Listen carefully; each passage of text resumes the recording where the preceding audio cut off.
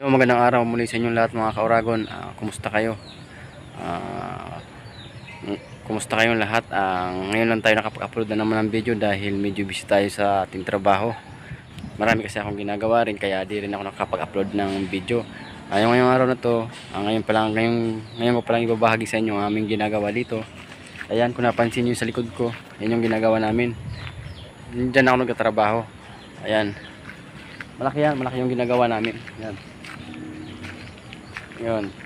Kaya medyo di ako nakakapag-upload ngayon dahil busy, saka bawal din dito sa aming trabaho maghawak ng cellphone. Kaya ito ngayon pa lang. Kaya sa mga gusto sa akin dyan, maraming salamat sa inyo, sa akin, sa walang samang pagsuporta. Thank you sa inyong lahat. Papasilip ko lang sa inyo ang aking pinagtatrabahuan dito. Ito na, papakita ko sa inyo para makita nyo. Punta natin sa dulo. Yan. Bali doon nakabuhos na, no?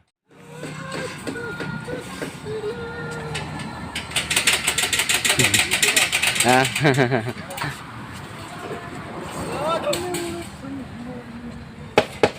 Ayan mga kuragon, nag-asintada na. Yan. Yan ang ginagawa ngayon dito sa aking mga kasamaan.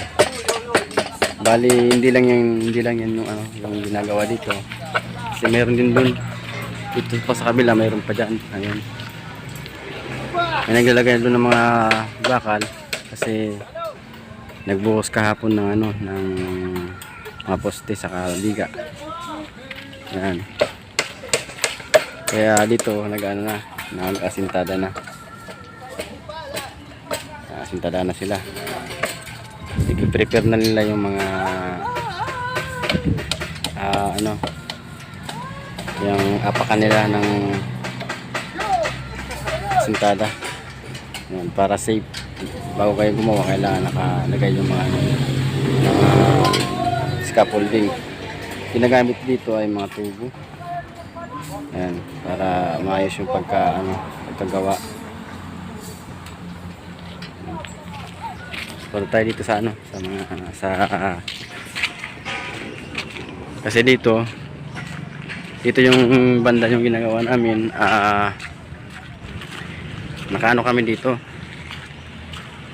nakapagbuhos pa lang kahapon ng poste. Yan, nakita nyo. Yan,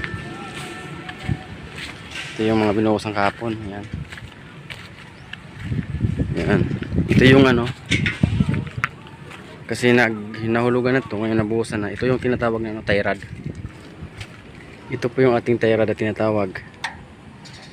Pang paigpit po yan, hinigpitan nyo ng gusto. Pag nahulugan na siya ng maayos, na yan, lalagyan na nitong tie rod. Ito yung tinatawag na tie rod, dalawang pipe na double tubo na nilagyan ng clamp. Yan ang tie rod doon. Ayan na, ayan yung itsura.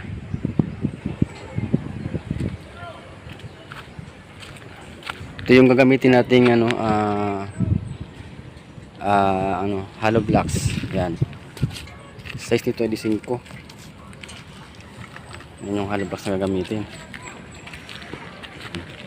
Puntan natin yung ating ginagawa. Malawang tulay. Ito ay gagawing bodega. Nakapaglagay na doon ng yung matatas na tubo. Matatas ito pinagapakan nila dahil lalagyan ng mga bakal na naman. Yan. At dito rin yung ating bakod. Nagkaroon din dito ng bakod. Yan. Bali dun sa dulo na yun, hindi pa yun nalalagyan ng concrete buhos. Dito, hanggang dito lang yung concrete buhos. Yan. Diretso yan, punta doon sa dulo. Kung napansin nyo, yung nakabuhos na yan, kaya yan nilagyan ng ganyan para ang purpose pagkatapos niyan, dito mumba yung ating bakod. Kapag yan nilagay na diyan, tapos tinamper pa, mumba, kaya nilagyan ng tukod yan. Yan, concrete buhos din yan. Yan.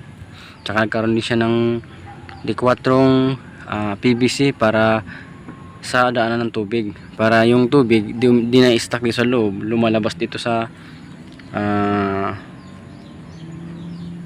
PVC. Yan. Yan yung pagkabuhos dyan. Tapos nagkaroon ng dowels na 20-20 yung space. Tapos yung ano niya, yung pinaka space ng poste o per span niya, yung span, ang space po nun ay 4 meters. Ayan, papunta yan doon. Ang ginamit dito na pamporma ay hindi pinulik o hindi rin kahoy na